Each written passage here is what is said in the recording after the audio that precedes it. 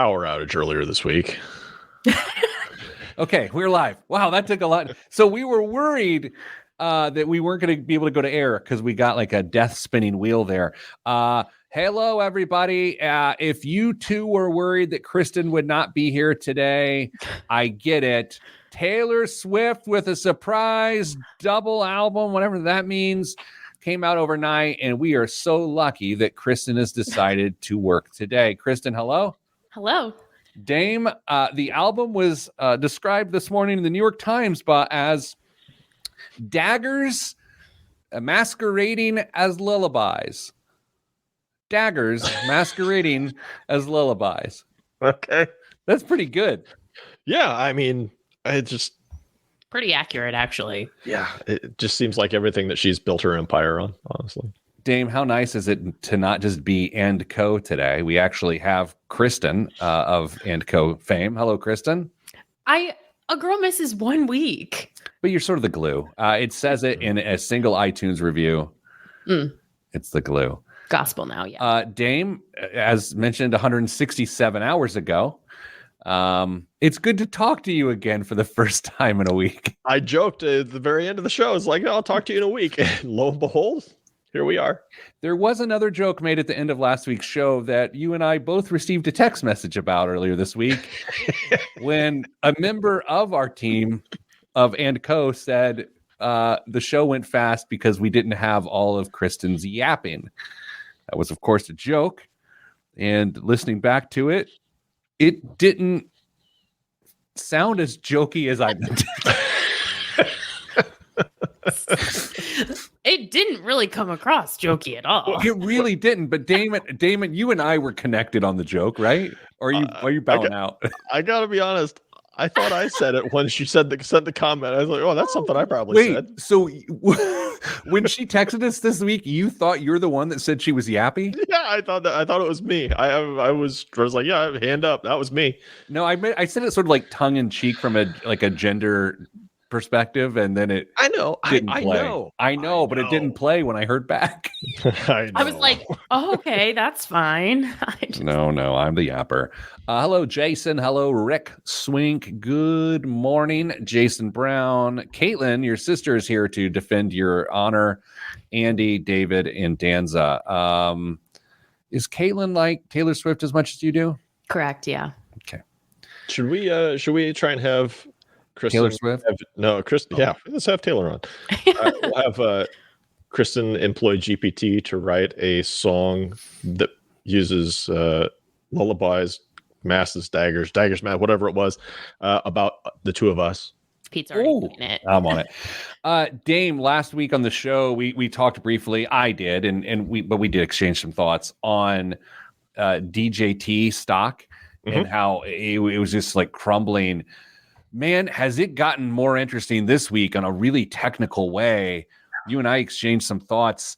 I'm officially hooked to this story, not because of the fall of this or who's getting hung out to dry.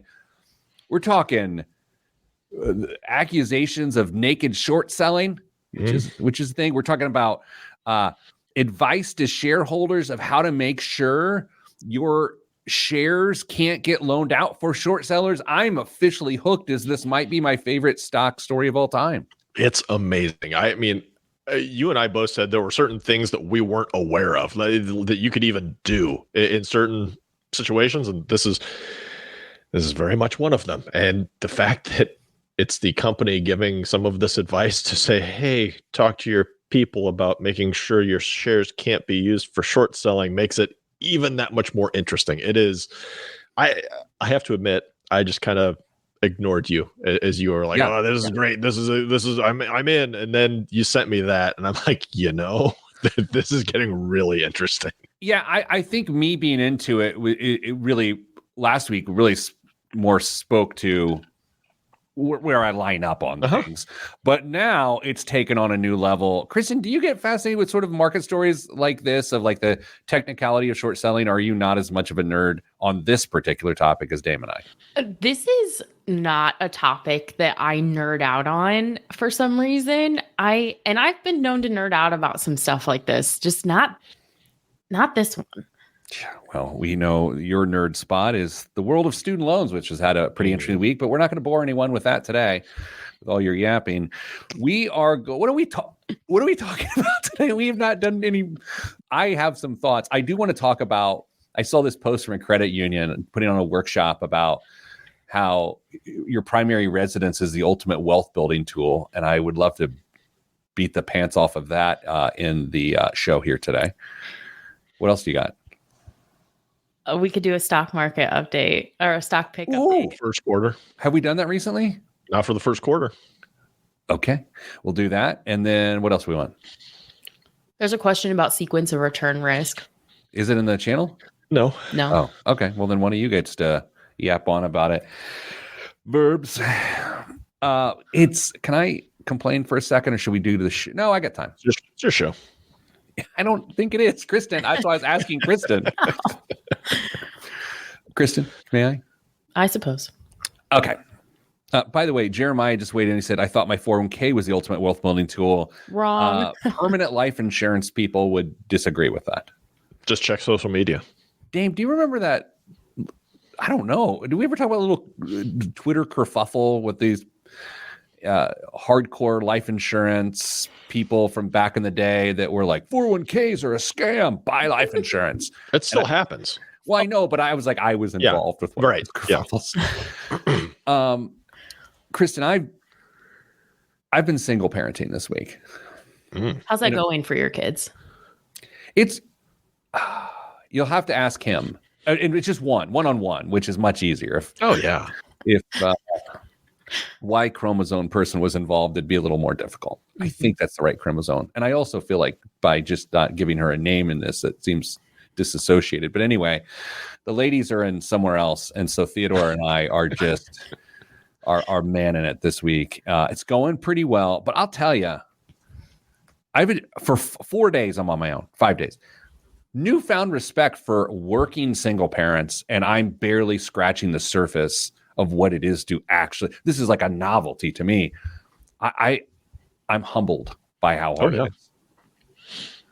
Yeah, I mean, it's an absolute challenge. The closest I get to it is busy season for accountants, but some would argue I still don't do enough during busy season to hold up my end of the responsibilities. But it would just be a challenge. I can't even begin to fathom making that my daily life. I've sort of gotten the groove a little bit, but it's freaking hard. What was ridiculous, of course, is I'm at Theodore's soccer practice and I'm talking to a single mom who does this every day with 2 kids and runs them around everywhere. I wasn't complaining to her because I realized that would be bad, but she was giving me tips on how to make it work. And I was like, man, I'm the worst. Is there a column coming? No. I was on the IBJ podcast, which is coming out Monday, this coming Monday, or if you're listening to this on the podcast, yesterday. And my topic was, what can your lifetime earnings tell you about your financial life? And Dame, if you remember the millionaire course thing that we did a few years ago, they touched on that, but I hadn't really thought or talked or written about that topic since then. And so I sort of just gave it a run on the podcast for the IBJ. I'm not sure it was good. I'm not sure that's going to work out. I'm embarrassed. Man. Yeah, the other thing that you did a few years ago, I don't remember. I think maybe it was in the Indy Star. I can't remember. But you took like an income level and just kind of laid out what your financial life looked like. It might be interesting to do another pass at that with how things have changed. I'll tell you, that was a really practical. Yeah, that would be a good thing to revisit. I'll put it on my to-do list. Sure. It is currently item number 164. Yeah, great. Okay. Let's do a show. What's the first? Let's do stock picks. It gets the people moving. Yeah, gets the people moving. I know neither of you are busy, so we can take our time here. That was a joke. Everyone's overworked. Okay. 3, 2, 1. This week on the Pete the Planner Show, we answer your money questions. Here's how the show works. You email us askpete@petetheplanner.com. That's askpete@petetheplanner.com, and here's what'll happen. Well, if you don't email us, we have to make up our own segments, which I don't really care to do. So email us, askpete@petetheplanner.com. The show is also at times called Kristen & Co. The founder of Kristen & Co. joins us now, Kristen Elanius. Hello, Kristen. Hello, Pete. Good to be with you, Major Taylor Swifty. And Damian Dunn, who's just Swift himself. Very, very quick. Hello, sir. Very fleet of foot. Yes. Good morning. The crew is back. The crew is back. It is good to all be with you. And we may even do it again next week. Okay. We make stock picks at the beginning of the year for entertainment purposes only. Isn't that correct, Damian? 100% entertainment purposes only. Do not follow any of this advice because it's not advice. It's just a parlor game. And today we're going to update the picks. How are they going? What's going on? Who is the keeper of this data? That would be me. Kristen, do you find it hard? Data or data, how do you say it? Data. It's plural, right? It's a plural word. And so people often misuse it. I think I'm people. Did you not know it was plural? I'm thinking critically here. I think the answer to that is yes. Yeah, I find That's myself embarrassing. slipping. You know, it's like our product and engineering team often uses it correctly, and you can tell because it's awkward. Anyway, Dame, keeper of the data, let's go. I have to open by saying, yes, this is absolutely for entertainment purposes only. But we're doing pretty good as a team. Oh, wait, I'm on the team. Does that mean I'm doing well? Shockingly. Really? Well, Oh my gosh. What did I pick? I was going to say, let's start with the winners. Pete, I could give you the ticker symbol. Do you remember who you picked for your winner this year? The ticker symbol is HL. He has no idea. Hold on. I got Hemalite. No. It'd be Hecla Mining. Yeah. What do we got? Pete, so far, Hecla Mining is up 22.3% for the year. Hey, 22.3% for the year. look at this old gal. I know. I'm so proud of you. Thanks, man. Oh, and am I in third place? You and I are exchanging second and third because I chose Delta Airlines. I'm up 22.29% for the year. What was mine? 22.3. We're right there. Dude, this is great. I know. Look I at know. us. And then Kristen chose Bluebird buses and other stuff I'm sure they make. Up 34.8%. Man, she's the worst. I don't get it. I don't like her. I don't get it either. Clearly you do because you picked it. You've picked a lot of winners. Yeah. You know what? I'll take our picks though. I mean, that's a robust That's portfolio. Yeah. 22, 34. Who would say no to that? Me normally. Okay. So that's good. Good ups. How are our downs? Well, Pete, do you remember who you chose for your down? Yes. Big lots. Correct. Big Lots year to date down 49.2%. Let's go, Queen. Down 49.2%. Yeah. I chose Beyond Meat. You may recall our last kind of mid-quarter update. By the way, you just said Beyond Meat recall, which is which is actually sort of funny. It is. Anyway, go ahead. What do you got? I took a beating mid-quarter because they, found some cash or something, and they were actually ahead. They were making a profit. Well, in the stock market, their fortunes have changed. Pete, they are now down 20.6%. Down 20.6%. So behind you. But what a stunning turn of events for Beyond Meat. Dude, good job. I'm not going to complain. Through one quarter, down 20%. No problems with that. Look, I know I just said good job, but allow me to say it again. I don't want to beat a dead horse. but good job. That was actually a Beyond Meat joke. I Okay. would say a dead horse because that's what they might be using. Okay. Yeah. Okay. Sorry. But these are jokes. These are jokes. And we're on the air. Kristen chose I don't know how. AMC movie theaters. She is down 45.6%. Pete, you are leading the losers so far through this year with 49.25%. Wow. To go. Man, you know what? Thank you. I'd like to thank the little people, primarily Lionel Messi. He's 5'6". Yes, he's very little. Okay. All right, S&P 500. Oh, Kristen has a question. Go ahead. Just as a quick question, the stock prices of both AMC and Big Lots are like the actual prices per share are like in the like a couple bucks a piece now, right? They're both in the $3 range.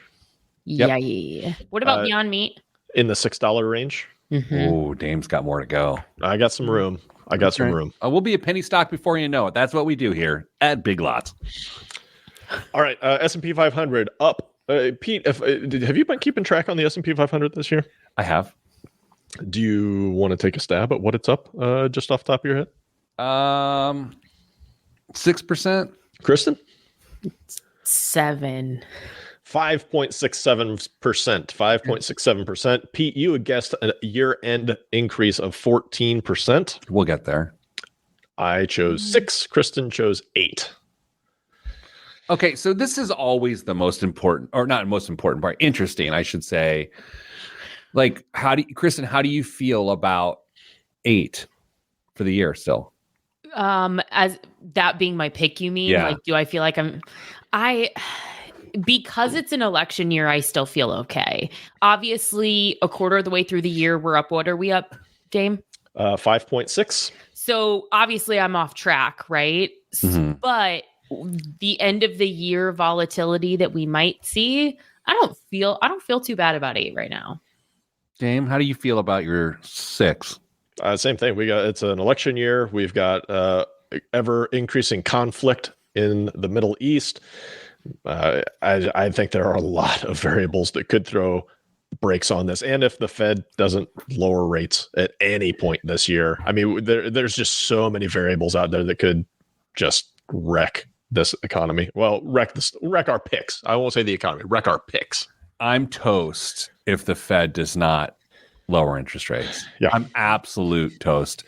And I'm really counting on them to do so. But the last few signals, which turn out to be slightly ambiguous public comments, have me feeling like they're not going to lower interest rates. Like there's slight talk that they're going to bump go another quarter point up.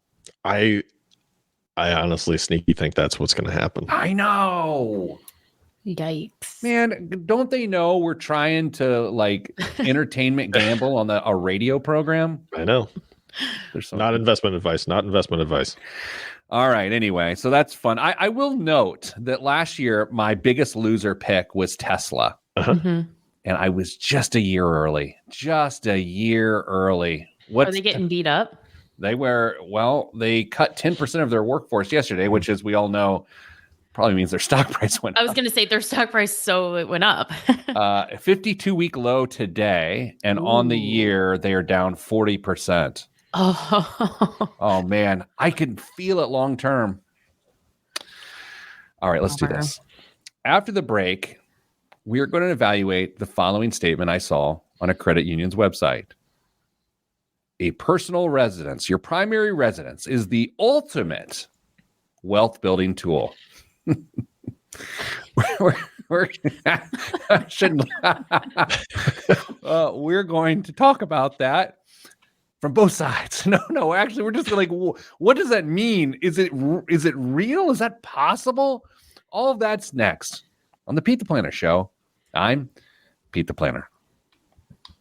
Andy brings up a really interesting point, and I've thought of this, and I'm not sure I would have changed my picks. He says if the DJT stock was around when we made our picks, would we have picked it? I don't know. Who knows? I think you're too emotionally invested in DJT to get behind it at this point. It just would have been it's very sad for you to have ride those highs and lows live in front of people. Yeah, but now it is switched from emotional to like fascination from a technical standpoint for sure. I also think, I mean, if he wins, like it could go through the roof in a really weird way, you know, real quick. I know, isn't that weird? It's like it's a proxy of his brand. It's so fascinating. Yeah, I mean, there's so many things that could potentially happen, especially, oh boy, I'm not even going to go down that. Oh, Dame, get spicy. No, I just, if the scrutiny on social media companies continues to increase, and yet the president is majority holder of one of them, does that become a favored child in any laws that are created somehow, that there's carve outs that potentially shield that from having the same? I didn't think you were going scrutiny there. I didn't know what you were going to say. Okay. Let's continue. Oh, Jameson. Hello. Jameson, I saw he is laid up, as they say right now. I believe he had a slight medical thing he's dealing with, which I don't want to out him on the radio. He's okay. Everyone's okay. He's fine. He posted it on public social media. Jameson, I hope you're all right. Hope you're recovering well, and we're glad you're fine. So he probably has more followers on his social media than we have listeners, so it's probably okay. Did I just break a HIPAA violation? I don't think so. Okay, good. We're his recovery guilty pleasure. Apparently there are no Reese's peanut butter eggs around. Let's get started in 3, 2, 1. Back on the Pete the Planner show. Kristen. Pete? I was on the internet the other day. I dialed in at 14.4. That was... I got it. That was for Kristen. Any chance you caught on 14.4 there? Not even a little bit. Oh man, not a chance. I don't.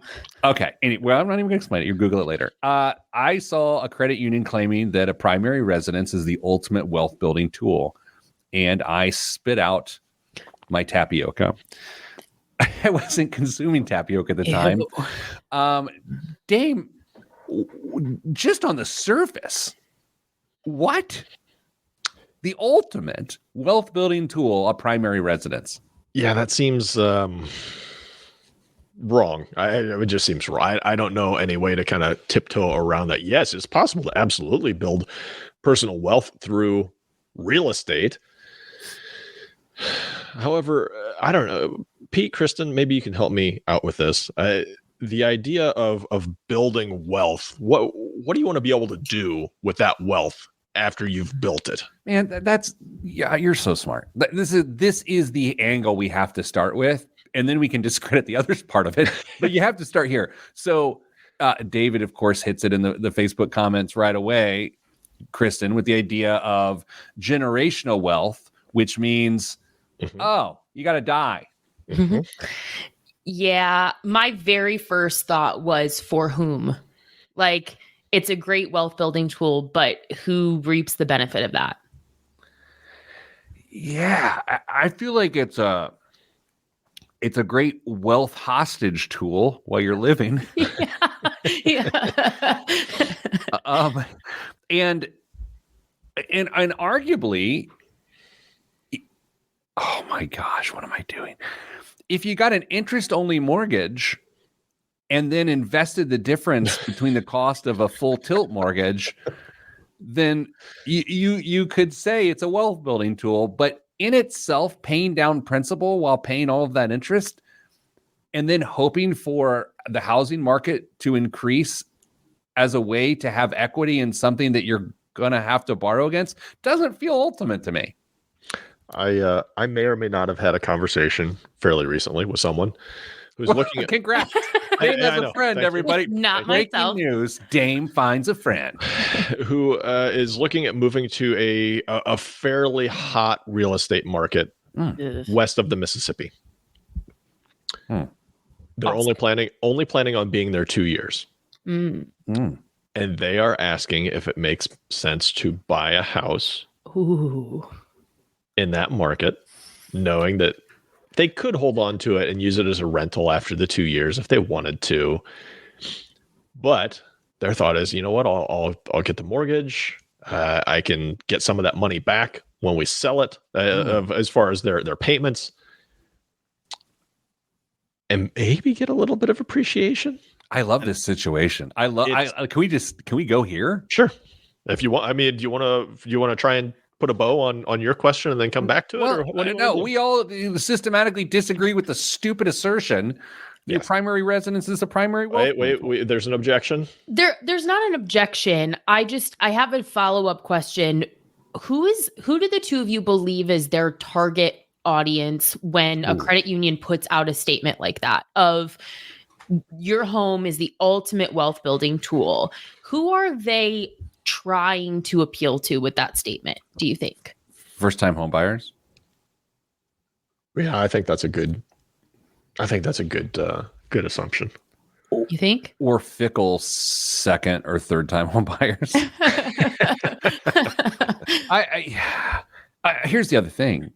It could have just been a ham-handed marketing copywriter that thought it was neat and then just put it out there, and there's not a lot of strategy behind it.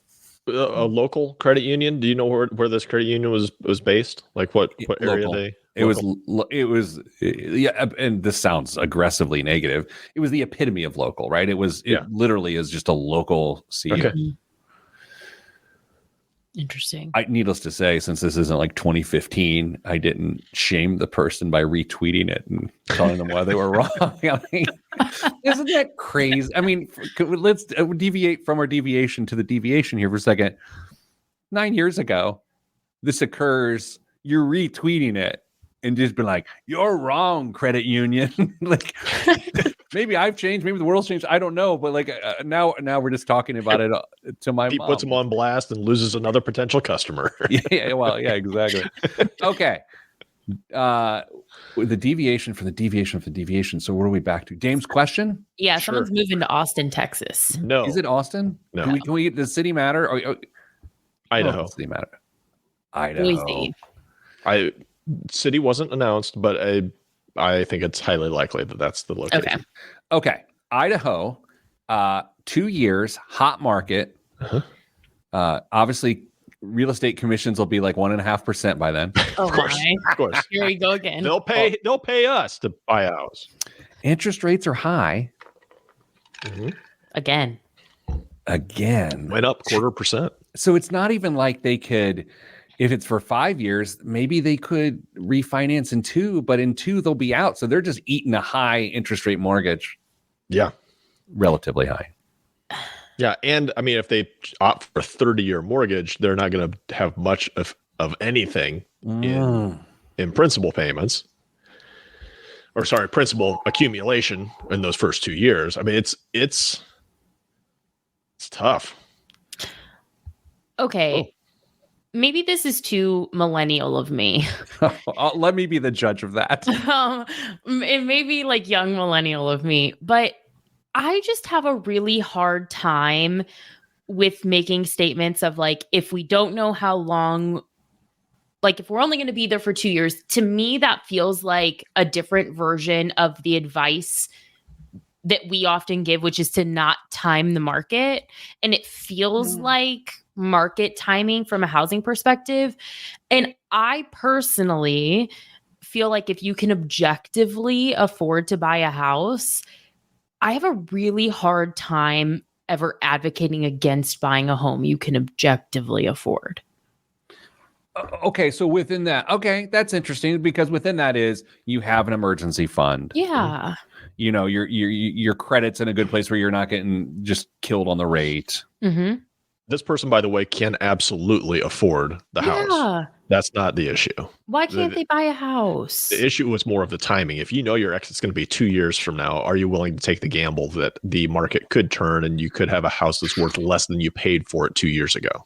I think the likelihood of interest rates falling within the next 24 months is great, which means the market of potential buyers grows significantly. True.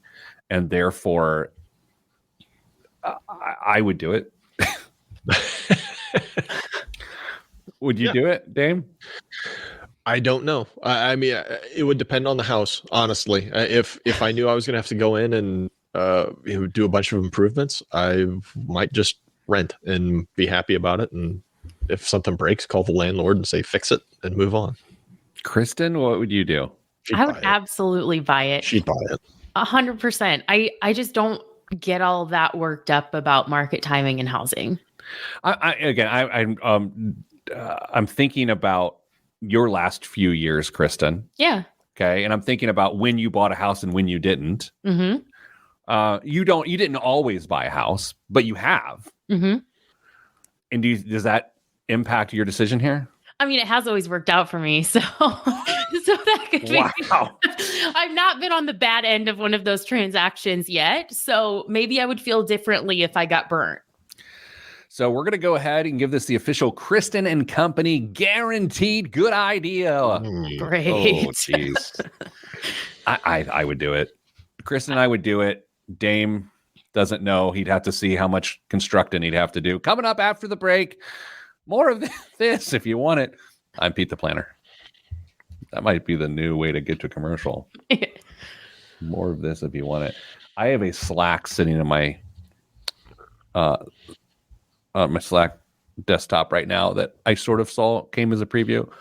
And if I think I opened it, I think I'd be done for the rest of the show. So I'm trying my best not to look at it. Close Slack. Well, if I close Slack, I might see it. Okay. I'm just stranded right now. As long as it doesn't keep firing off, I'm okay. Whoever's messaging Pete and the company, stop it. Ben. Schedule it for 11 o'clock. Yeah. Okay. What's this question about what? Sequence of returns. Okay. Who's reading this? I will. Okay. Kristen, unless you want to, Kristen. I read plenty in the fourth segment. That's okay. You got it. You're a great reader. Thanks. In 3, 2, 1. Back on the Pete the Planner show. Dame, it has come to my attention by the host of the show, Kristen Elanius, that you have a question you're going to read, and we, the host and I, are going to answer it. You should have made her do the intro to this segment. That would have been better. Then toss it to me for the read. That would have been great. No. Okay. Thank you. Dear Pete, Kristen, and Dame, I'm nearing retirement sometime in the next 2 or 3 years, but I'm more anxious than excited. But I'm moving to Idaho. I still have a bad taste in my mouth about what happened at the start of the pandemic when stock prices dropped very rapidly and quite significantly. I saw what that did to my retirement accounts, and thankfully, I didn't get out of the market. But now I can't help but think about what I'll be in for if something similar happens in the next 5 years. How do I weather something like that? Love the show. Jonathan. How's Jonathan spelled? Jonathan. Yeah, that's a hard name for me to spell. Joe Nathan. Oh, that's a good way to do it. Oh. Kristen? I empathize with Why am I laughing? this. I don't know. Empathy is hilarious, apparently. No, I empathize with this because it's hard to see your account balances when markets are volatile, right? We talk about just don't look at it, but I think all three of us, we do that anyway when markets are volatile. And I can't imagine, I know what it feels like as someone who is not near retirement when there's a big dip in the market and I see the impact of that. I cannot imagine yet the emotional weight of what that would feel like if that number were 4, 5 times what it is now. Dame, did you hear how subtly Kristen just called you and I old? Mm-hmm. Yeah. Mm-hmm. Dame, I'm gonna go with the advice that I've heard you say for years here. And I'm not saying you introduced me to this idea, but you definitely, I think this is a popular, one of your biggest takes here is you would have a separate pool of assets that's job isn't necessarily to get a lot of yield from an income perspective, but simply to buy yourself time and use those funds to protect the need to withdraw when the market is down. You say it cleaner. Yeah, no, you're absolutely right. Yeah. Yeah, because what you can do is set up your investment so that you've got a pool of money, and you can pick on how long you think that pool needs to last, but you live off of that money, and your investments can go and do what investments do, and you can adjust your spending during that time period to try and make that money last as long as possible and give your investments a chance to recover. There are varying opinions on whether or not this is the most appropriate way to approach it, but I've actually seen this be implemented and work quite well. So I'm very comfortable with it. Now, that said, let's just talk about for just a minute why what Jonathan is describing is a big deal. We all know that the stock market's going to return. We always figure for our projection purposes, Pete, we're comfortable with 8, right? Sure. 8% I like 8. Yep. General. Yep. And if we knew that we could get 8% every year in a linear fashion, everybody signs up for that. There's no heartburn.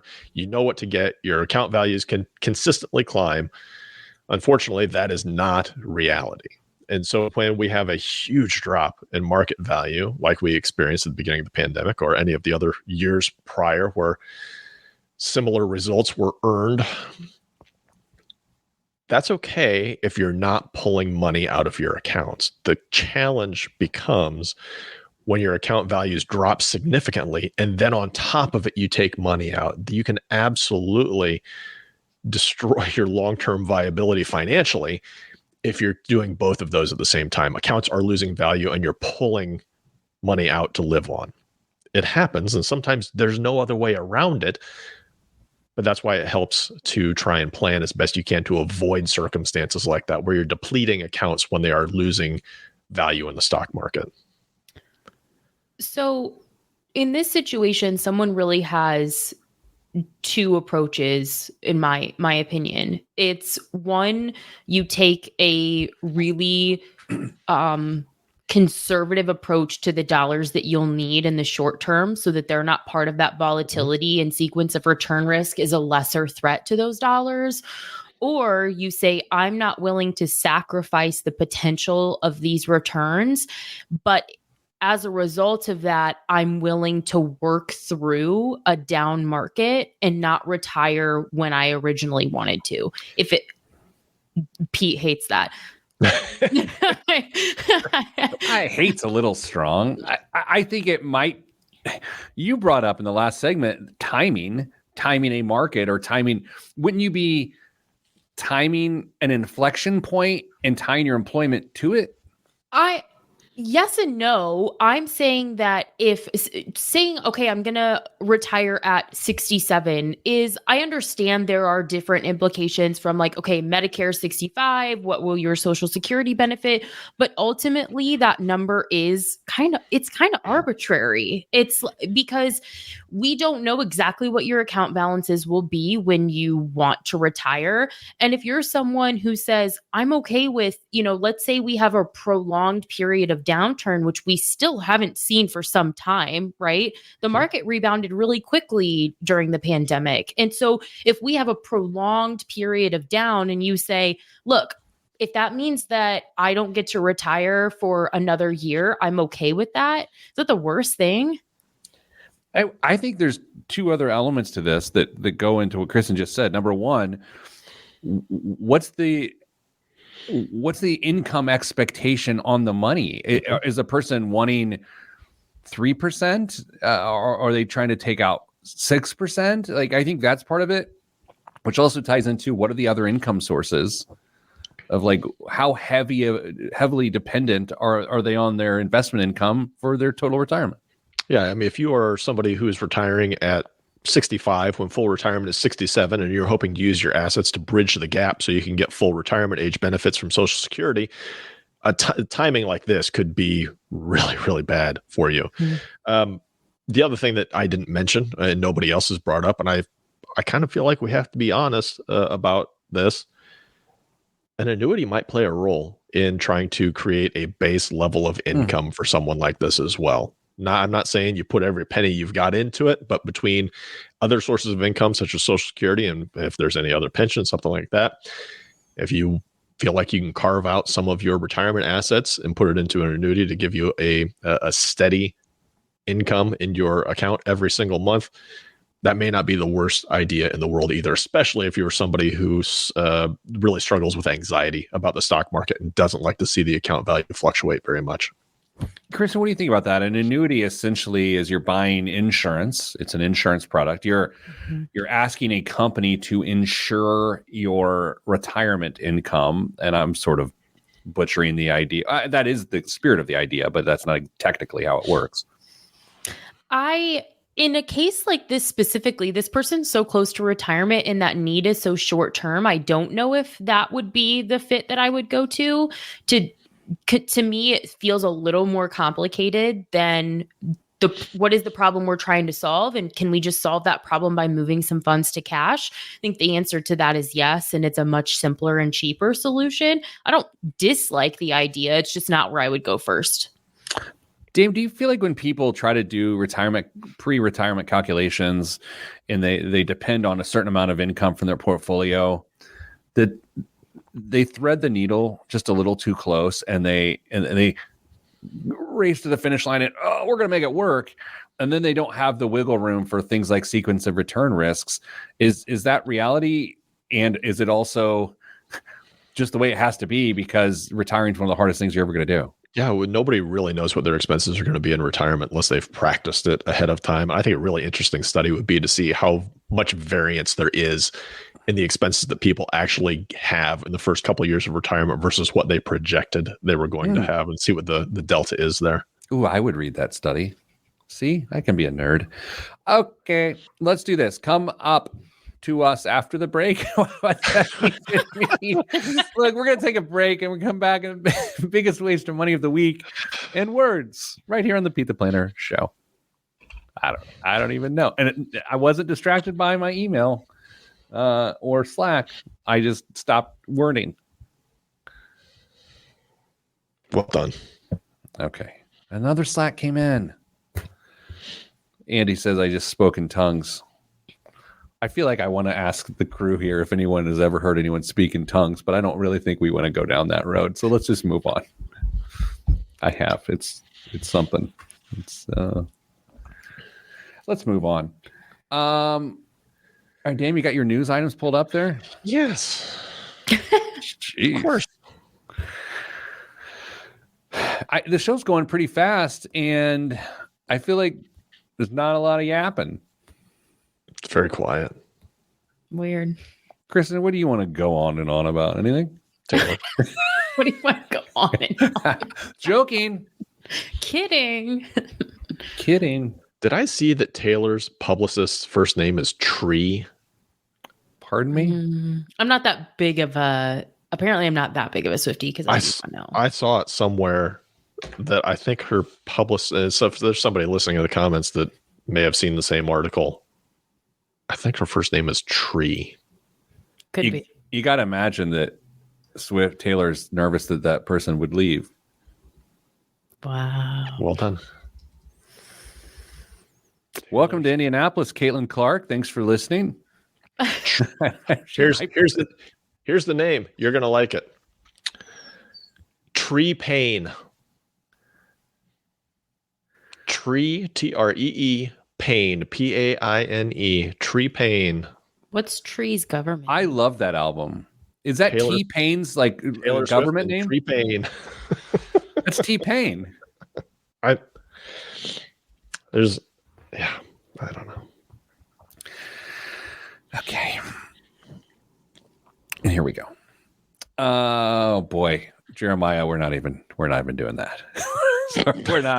We're not involving ourselves at all. Dame, did you see that? Oh yeah, you clearly saw that. Kristen, did you just see what happened? Reaction. It's the new Caitlin Clark mod on StreamYard or whatever this is. So like if you do the heart symbol thing, you. No love for Pete. I have mine turned off. Oh, I didn't know it was a thing. Dave, did you know it did that? No, I didn't. Well, I'd seen it, but I thought I'd disabled it. Apparently, I didn't. That was incredible. Kristen, did you see the Caitlin Clark press conference thing? Yes, I did. Okay, we got to talk about it a little. No. That was awful. Dame, I don't. Normally, I would say, okay, what's the context? But I don't think that helps in this situation. Okay. I want to say, if I am the most likely person on this show to put themselves in that dumb scenario, like I'm the most likely person here to do something that stupid.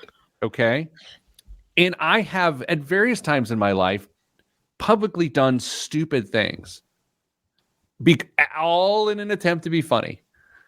And this all started back in elementary and middle school. And my dad would tell me time and time again, you're going to get in trouble by trying to be funny and you won't be able to get out of it. And he was right. But man, I can't imagine I'd ever be that tone deaf. Yeah. For those that don't know, we have to do this. We were not talking about it at all. Well, you around it. Well, you started yapping, and we had to, as one does. So during Caitlin Clark's news conference, welcoming her to the Indiana Fever, which we're welcome to town, Caitlin. We're glad to serve you and all of your other coworkers at Baser Sports Entertainment.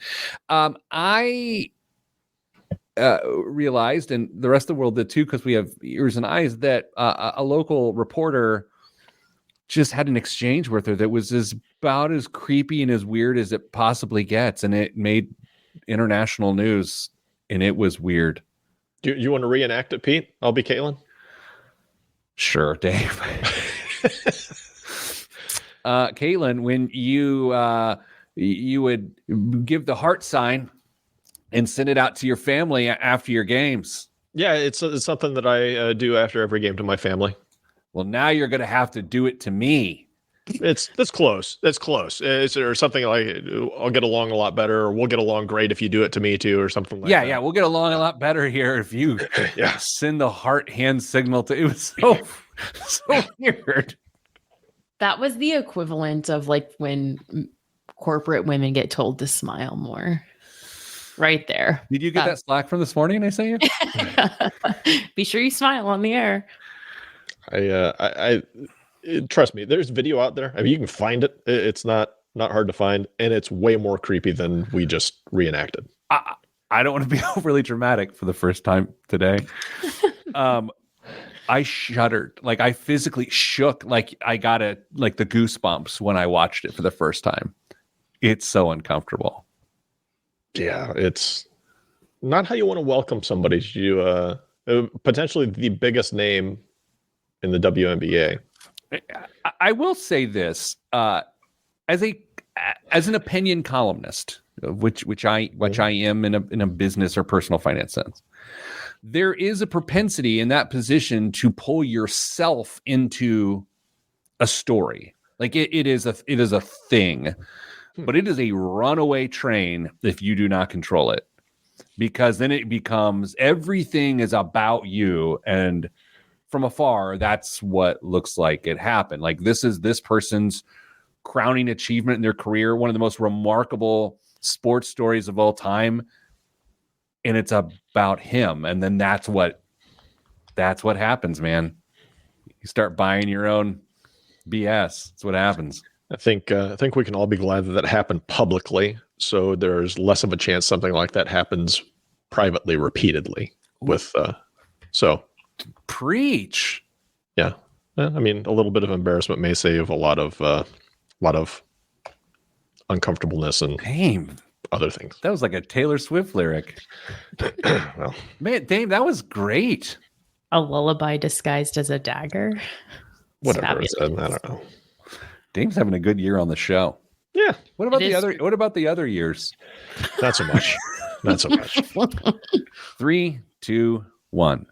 This week's biggest waste of money of the week, right here on the Pete the Planner show, is. Everyone, calm down. I'm trying to find it. Here it is. Wait, no, it isn't. Yes, it is. It's here, everyone. It's the Babolat by Lamborghini BL001 paddle racket. With a huge following in Spain and spreading popularity across Europe, paddle tennis is ripe for technological development. Timeout. Granted. Paddle tennis is kind of like pickleball. Is that just the European name for pickleball, like football and soccer? I think they're different, but they're similar-ish. Okay. Maybe Google it and whatnot as I'm finishing the story while still listening, and then you can give us I'll do your work, sure. Played on a court with walls. Wait a second, I'm doing the work. Nope. Played on a court with walls and a solid ball as a cross between racquetball and tennis. Paddle tennis is experiencing a surge of popularity, leading to a collaboration with racket maker Babolat and Lamborghini. The BL001 will be made in Lamborghini's facilities. Oh my. Crafted in carbon fiber and coming in 5 exclusive Lamborghini colors, which I'm not going to pronounce because no one needs that. The racket is built around a carbon fiber monocoque frame with a striking face optimized for proper deformation. A face optimized for proper deformation? Wow. The BL001 is limited to just 50 units, with 2 further models, the 002 and 003, entering production at a later date. Dame, anything else to add about paddle tennis? Jeremiah, do you want to help Pete pronounce phonetically monocoque? If you want to type that in the chat, that'd be fantastic. Paddle tennis, no, it does look a lot like some hybrid between pickleball and tennis, but like I said, there are potentially walls involved too. It's there's more research needs to be done. Well, the queen of pickleball in our organization is none other than Kristen Alanius. Kristen, how much does the Babolat by Lamborghini BL001 paddle racket cost? I think you were being facetious, but I'm playing pickleball this weekend. Well, yeah, I wasn't being facetious. I've snuck into your email, and I know. Yeah, because I emailed to make plans with my friends. Stop it. No, this is ageism. Dame and I have been talking about this off the air. You were making us feel old. Okay, all right. How much? $2,000. It's made in the Lamborghini facility. With carbon fiber. Okay, well, great. Dame?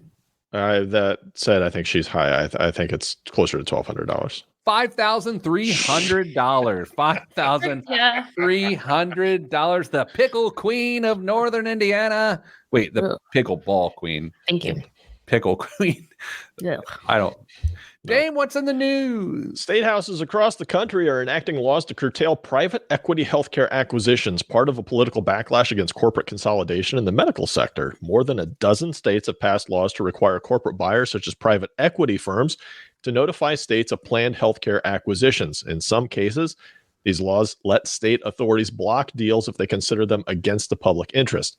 Most of these bills have been passed in Democratic-controlled states, but last month, Indiana, where Republicans hold legislative majorities in the governor's office, became the first red state to enact a private equity healthcare merger review law. New York, California, Massachusetts, Colorado, and Illinois are among the states that have similar statutes on the books.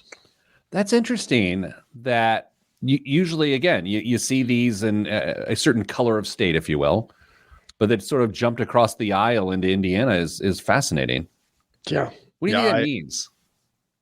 That we were the Indiana enacted it, or that we're the first red state to do it? I would assume that there will be many more in the near future if Indiana is leading the charge on this for the red states. But I don't hate it. Yeah, because when competition goes away and prices go up, and we all suffer for something like that. Yeah. Especially in healthcare, where there's a lot of scrutiny around costs. Yes. What else is in the news? Western boots have a new protector in Beyonce. What? The the country fashion staples surged more than price. You know what? Wow, Kristen. The pickle queen of Northern Indiana. There's no news.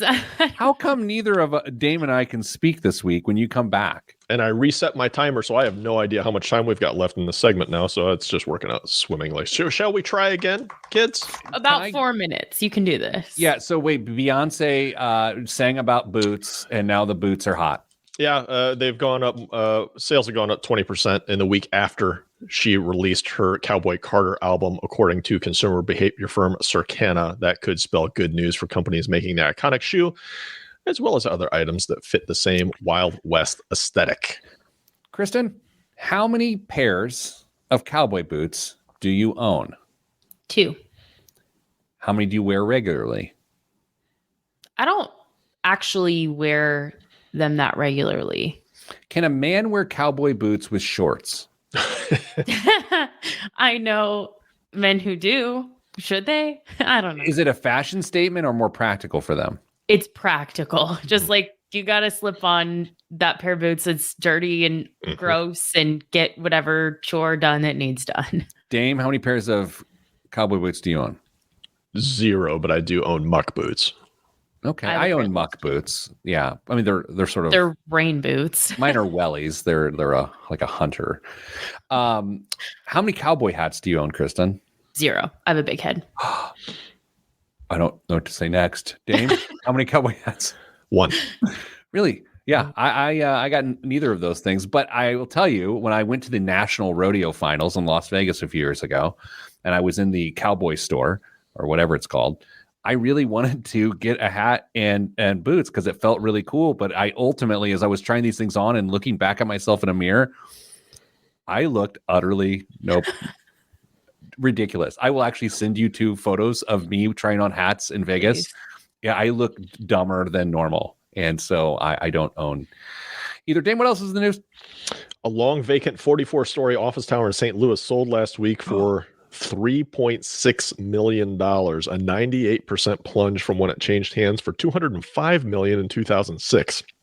The cratering value of the former one AT&T center is the latest example of how commercial real estate in the Midwest has been ravaged by remote work. 6 of the 10 office districts in the U.S. that had the biggest decline in foot traffic from 2019 to the middle of 2023 are in the Midwest, according to a University of Toronto study. St. Louis had the steepest drop of all.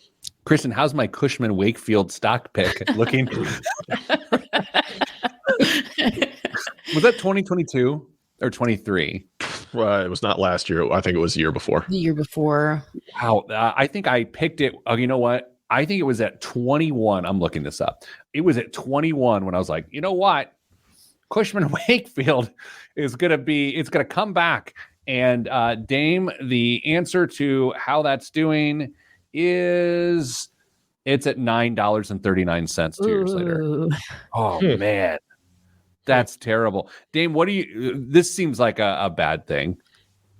Yeah, because they go on in this article to talk about the possibility that these city centers turn into a doom loop, which is people flee when conditions worsen, then conditions worsen because there's nobody there to support with tax revenue, and then more people leave. Think Gary, Indiana. I thought a doom loop is when I'm sad because I eat and I eat because I'm sad. That's it's a personal doom loop. Okay. Yeah. Sorry, not the commercial real estate. Micro doom loop. Micro, not macro. Micro doom loop. That's what the done men do. Yes. You know. I forgot. By the way, a coworker this week who's been working here since October came up to me and was like, "Hey, so is it a joke? Are you and Dame like actually related?" And I was like, "No, we are not related." But he thought it was like this long prank I pull on people, which would be cool. I just had a participant call, and then the last thing we discussed was, "So, are you actually related to Pete?" Nope. Speaking of sending good vibes, because good vibes are all that's in the budget. I'm Pete the Planner. This is the Pete the Planner Show. You guys want to make a fun announcement here right on the program? That means, let me translate that for everybody else. Everybody, do we want Pete to make an announcement that we probably don't have any idea about what he's about to say?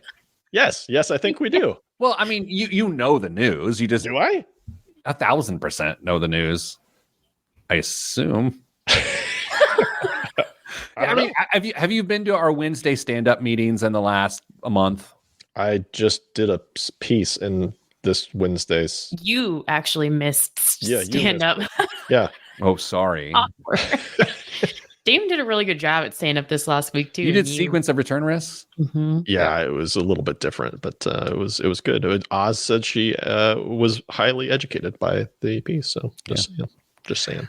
We're moving. Our offices are moving. And so here in about, I don't even know how to predict this. Like 3 months, I would say is probably the best way to say. We're gonna have a completely new studio. And it will look very different. We are not bringing the wood to that studio. I've heard rumors that there's the potential that we could all three be in the same room to do a live recording someday. I actually have not heard that. Dame is breaking news. I haven't heard that. I was just speaking it out into the ether. I just wait. Did you? Is that real? No, I was just saying that. Okay. Jeez. I was like, okay, well, yeah, maybe someone wants me to sign off on anything. The aesthetic's going to look pretty different. I think I'm going to go with like a mom influencer sort of aesthetic. So, Eric says, "Oh boy, I am so late. Hello from Seattle." And it's like, well, Eric, yeah, you're 3 hours behind. Of course you're late. The show's over, Eric. Yeah, we're leaving. Bye. All right. Any big plans other than pickleball this weekend, kids? No. Boy, okay. Hey, everybody, stay getting money.